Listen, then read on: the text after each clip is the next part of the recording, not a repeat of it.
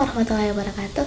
Halo semuanya, perkenalkan nama saya Surah Lestari dengan NIM 24040550018. Saya dari kelas PKH 3C. Di sini saya akan menjelaskan beberapa hal. Yang pertama itu ada pengertian pendidikan inklusi, bentuk-bentuk penyelenggaraan pendidikan inklusi, terus kebijakan nasional dan internasional mengenai pendidikan inklusi, indeks for inclusion, dan ragam jenis anak berkebutuhan khusus. Nah, jangan lupa ditonton sampai akhir ya teman-teman. Selamat menyaksikan.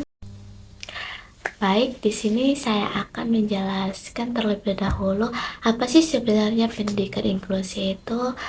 Di sini ada beberapa pandangan. Yang pertama, menurut Sapun Safin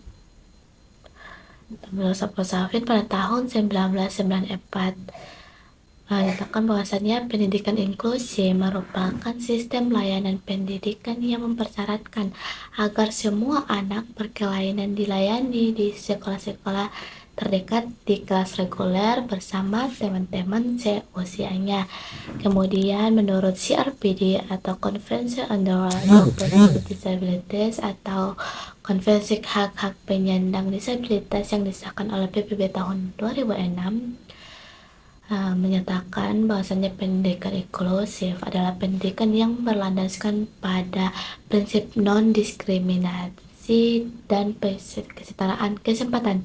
Nah, di mana setiap individu dengan disabilitas itu dapat mengakses pendidikan dasar dan menengah yang inklusif, berkualitas, dan gratis di lingkungan yang sama dengan orang lain. Selanjutnya, menurut Peraturan Menteri Pendidikan Nasional Republik Indonesia pada tahun 2009 nomor 70 pasal 1 ayat 1 menyatakan bahwasannya pendidikan inklusif adalah sistem penyelenggaraan pendidikan yang memberikan kesempatan kepada semua peserta didik yang memiliki kelainan dan memiliki potensi kecerdasan dan atau bakat istimewa untuk mengikuti pendidikan atau pembelajaran dalam satu lingkungan pendidikan secara bersama-sama dengan peserta didik pada umumnya. Selanjutnya saya akan menjelaskan tentang bentuk-bentuk penyelenggaraan pendidikan.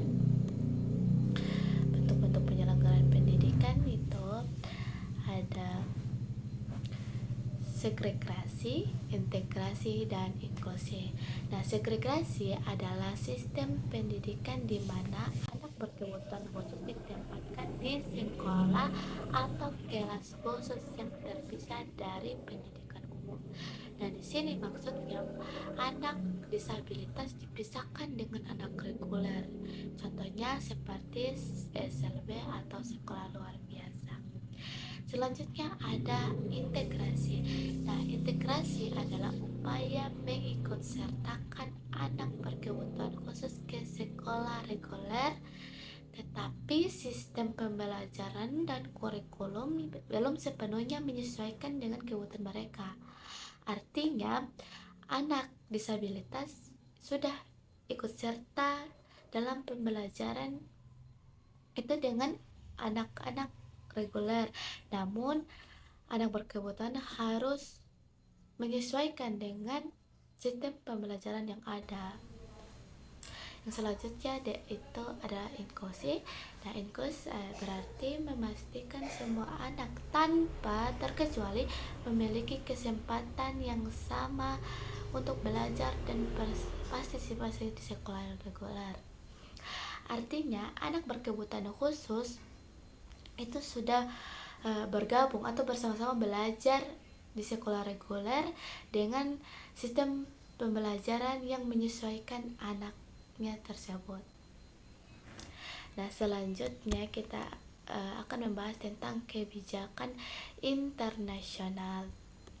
Kebijakan internasional tentang pendidikan inklusi itu dari tahun 1948 sampai tahun 2001.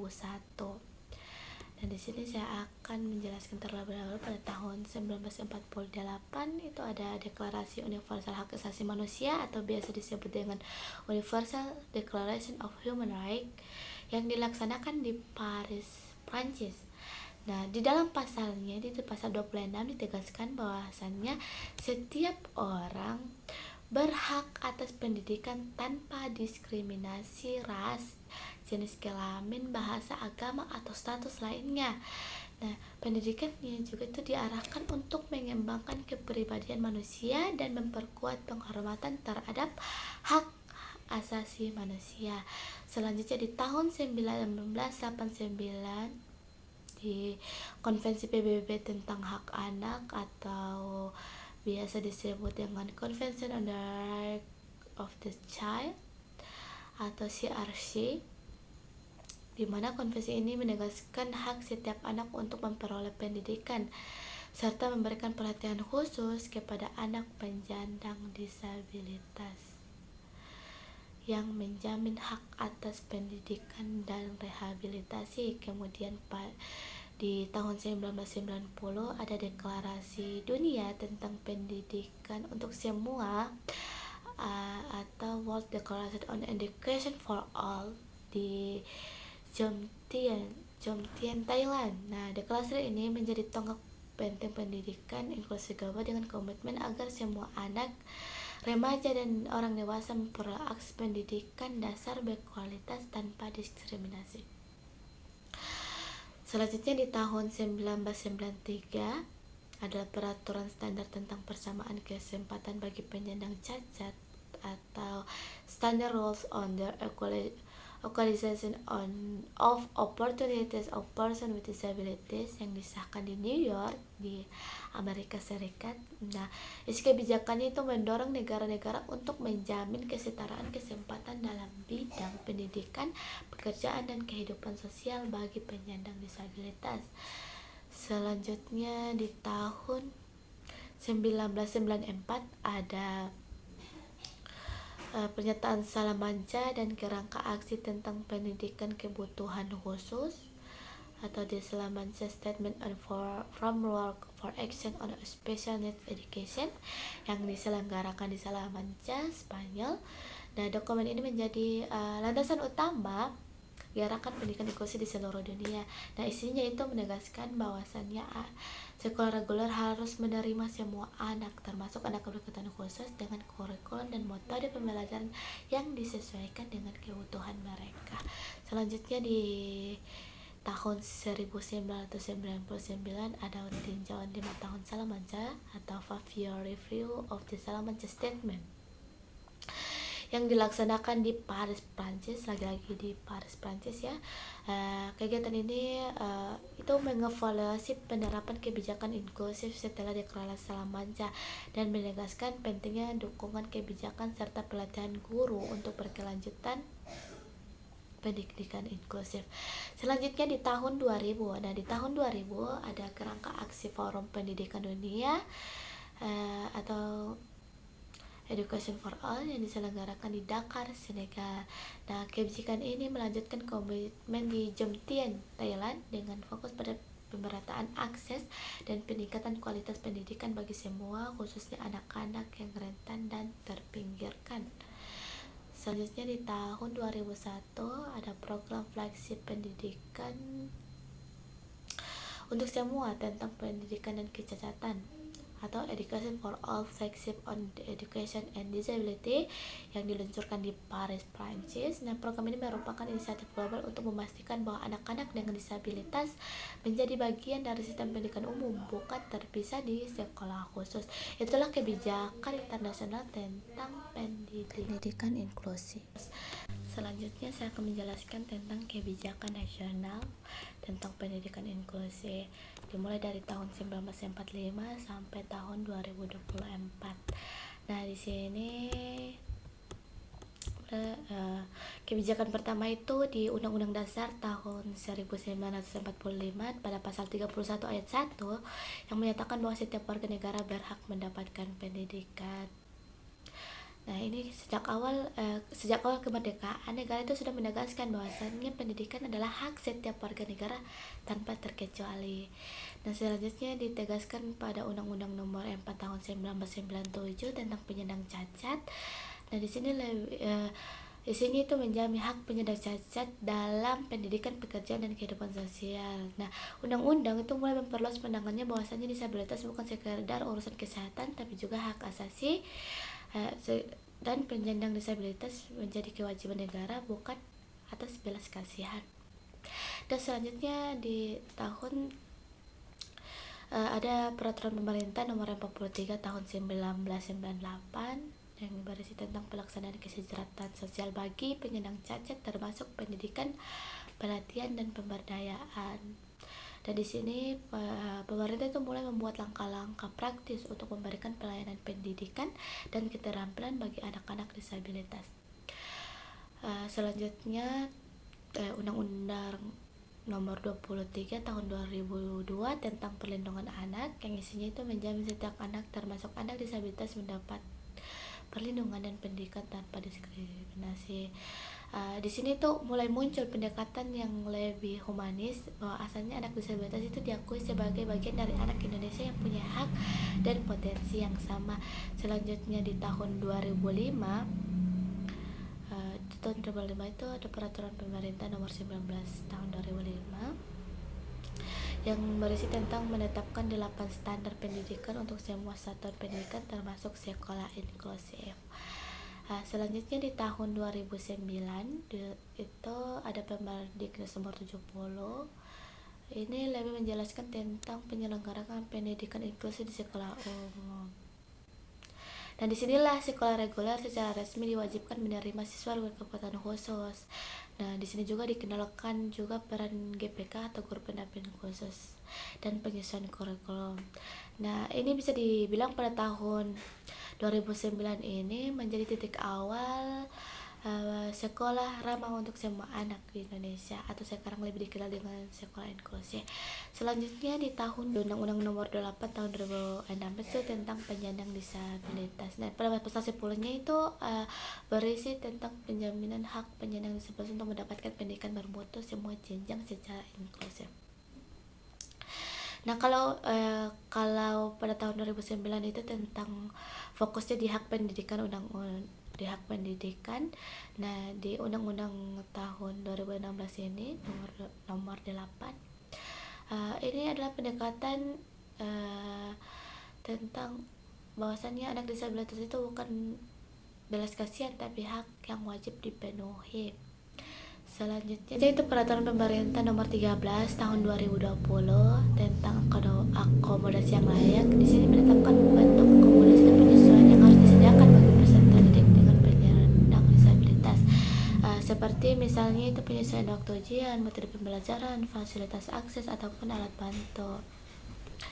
Selanjutnya di Putristek nomor 12 tahun 2024 tentang program pendidikan inklusif dalam kurikulum Merdeka. Nah, di sini kurikulum Merdeka memberi ruang fleksibel dan diferensiasi untuk siswa dengan berbagai kemampuan. Nah, di kebijakan terbaru ini menegaskan bahwa setiap anak itu belajar dengan caranya sendiri. Sekolah itu diarahkan menjadi lingkungan yang menghargai perbedaan dan menumbuhkan potensi yang unik tiap siswa. Kita akan membahas tentang Index for Inclusion. Di Indeks for Inclusion terdapat 3 dimensi utama yang menjadi dasar pendidikan inklusi menurut Bode and Ansco tahun 2011.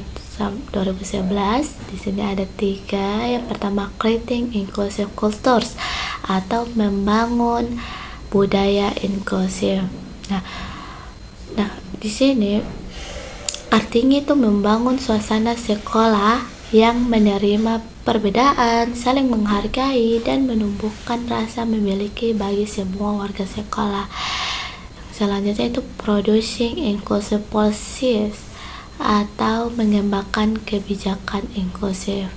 Itu membuat kebijakan yang mendukung semua anak. Artinya itu dia menyusun aturan dan kebijakan sekolah yang menjamin kesetaraan hak serta akses pendidikan bagi semua peserta didik tanpa diskriminasi.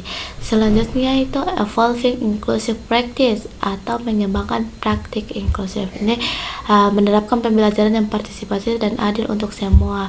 Artinya itu bagaimana menerapkan kegiatan dan pembelajaran yang menyesuaikan kebutuhan setiap anak agar semua itu bisa belajar dan berkembang bersama. Selanjutnya kita akan bahas tentang ragam jenis anak berkebutuhan khusus yang ada di sekolah inklusif. Itu terbagi menjadi dua. Ada ABK permanen dan ABK temporer.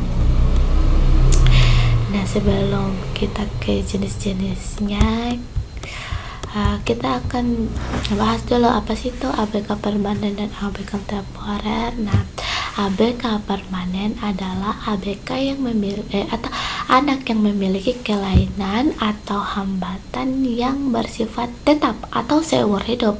Itu tidak bisa hilang, tapi bisa dikembangkan kemampuannya dan dengan pendidikan dan terapi. Selanjutnya ABK temporer. Nah, ABK temporer ini adalah anak yang memiliki kebutuhan khusus hanya untuk sementara waktu. Artinya dia tidak selamanya. Biasanya itu karena faktor lingkungan, trauma atau kondisi tertentu, dan bisa pulih bila mendapatkan dukungan yang tepat. Nah, jenis-jenis ABK permanen itu ada anak tunarungu atau hambatan penglihatan, anak tunanetra atau anak dengan hambatan penglihatan. Selanjutnya anak tunarungu atau anak dengan hambatan pendengaran, anak tunadaksa dengan anak hambatan fisik, anak tunagrahita hambatan intelektual, anak tunalaras itu hambatan emosi dan perilaku, serta anak autism dan anak dengan gangguan ganda. Selanjutnya ABK temporer itu ada anak kesulitan belajar seperti disleksia, disgrafia, diskalkulia, disleksia kesulitan dalam membaca, disgrafia kesulitan dalam menulis, dan diskalkulia kesulitan dalam berhitung. Selanjutnya gangguan konsentrasi ringan, yaitu masalah emosional sementara, terus hambatan sosial atau lingkungan, dan hambatan bahasa, serta gangguan penyesuaian diri. Itulah penjelasan saya mengenai pendidikan inklusif. Semoga dapat bermanfaat untuk kita semua. Jika ada yang kurang berkenan mohon dimaafkan. Wabillahi taufiq wal hidayah. Wassalamualaikum warahmatullahi wabarakatuh. Sampai jumpa di penjelasan berikutnya.